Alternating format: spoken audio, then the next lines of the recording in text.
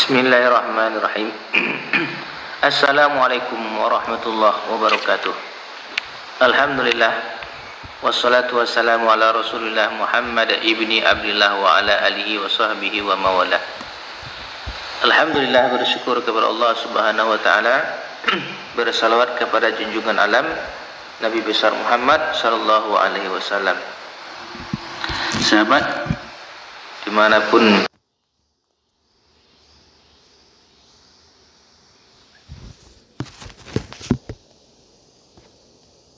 Bismillahirrahmanirrahim. Assalamualaikum warahmatullahi wabarakatuh. Alhamdulillah, wassalatu wassalamu ala Rasulillah Muhammad ibni Abdullah wa ala alihi wa sahbihi wa mawala. Alhamdulillah, bersyukur kepada Allah Subhanahu wa taala, bersalawat kepada junjungan alam Nabi besar Muhammad sallallahu alaihi wasallam. Sahabat dimanapun antum berada, semoga sehat selalu.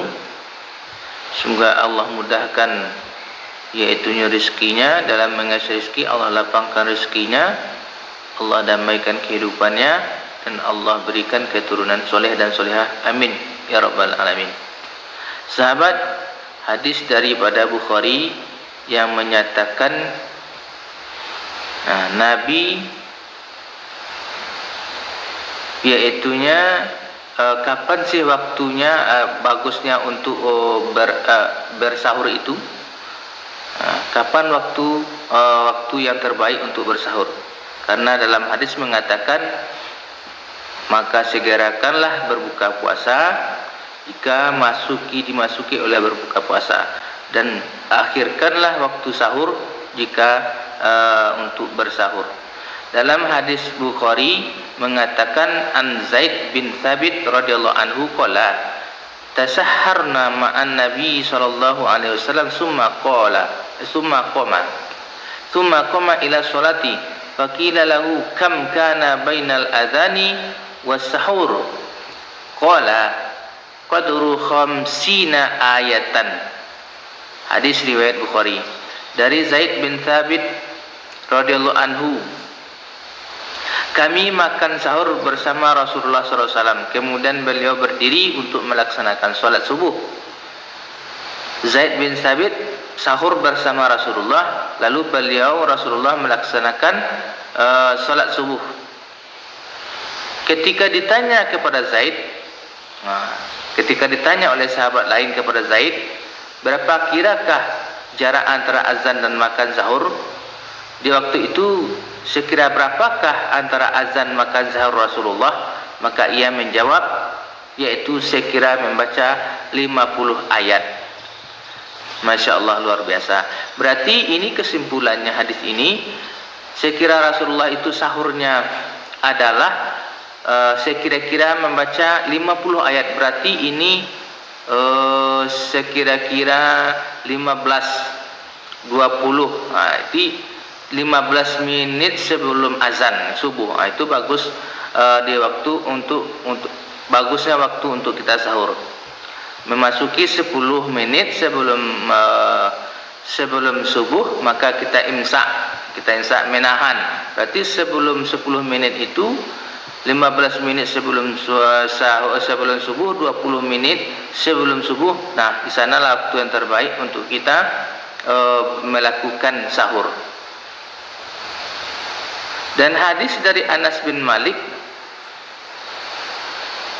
qala Nabi sallallahu alaihi wasallam tasahharu fa inna fi sahuri barakatan. Hadis riwayat Bukhari. Dari Anas bin Malik radhiyallahu anhu qala, bersabda Rasulullah sallallahu alaihi wasallam, makan sahurlah kalian karena pada makan sahur itu terdapat barokah. jadi kita yang biasanya hobi bergadang, maka jangan ditinggalkan untuk bersahur.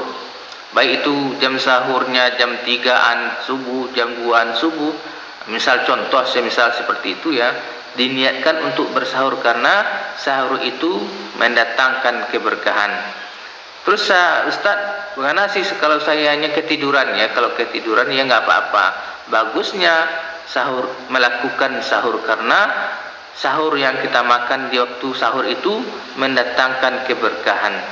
Kapan sih waktunya? Waktunya ya tadi 20 menit, 30 menit sebelum subuh. Nah, itulah waktu yang terbaik. Terus Ustaz, saya subuhnya susah, maka kadang saya sahur itu jam 2-an, jam 3-an. Ya terserah, nggak apa-apa.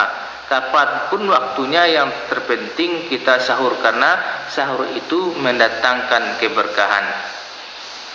Terus ada lagi yang bertanya, Ustaz, di sahur itu maksudnya di waktu sahur atau subuh itu saya yaitunya junub atau bermimpi atau menggauli istri. Terus gimana sih? Ini ada hadisnya, tenang sahabat, dari Aisyah radhiyallahu anha. Dari Aisyah dan Ummu Salamah radhiyallahu anhuma, anna Rasulullah sallallahu alaihi wasallam kana yudrikuhul fajru wa huwa junubun min ahlihi summa yagtasilu wa yasumu. Hadis riwayat Bukhari. Bagaimana sih kalau kita junub? Nih ya, harus sahur dahulu. Gimana nih? Hampir masuk waktu subuh. Udah dimasuki waktu subuh. Gimana sih? Dari hadis Aisyah dan Ummu Salamah radhiyallahu anhuma, bahwa ketika fajar sudah tiba, ini waktu fajar ya, ini waktu subuh, sudah memasuki subuh, lalu Rasulullah SAW pernah masih dalam keadaan junub karena menggauli istrinya. Kemudian beliau mandi dan berpuasa. Jadi kesimpulan dari hadis ini adalah, jika kita pernah dalam bermimpi atau junub atau menggauli istri dalam junub, bergaulan suami istri, tetapi sudah memasuki waktu subuh, apakah harus mandi dahulu? Kalau sempat mandi ya mandi, kalau enggak waktu subuhnya kita mandi. Maksudnya, pengertiannya adalah Rasulullah pernah menggauli istrinya, namun waktu sudah memasuki subuh, maka beliau melakukan mandi dan melanjutkan untuk berpuasa. Nah, jadi kita kalau sudah masuki subuh belum mandi, pas waktu subuh mandinya gimana Ustaz? Ya nggak apa-apa. Nah, itu dalil bahwa Rasulullah sudah waktu mandi junub sudah memasuki waktu subuh. Boleh nggak Ustaz? Ya boleh.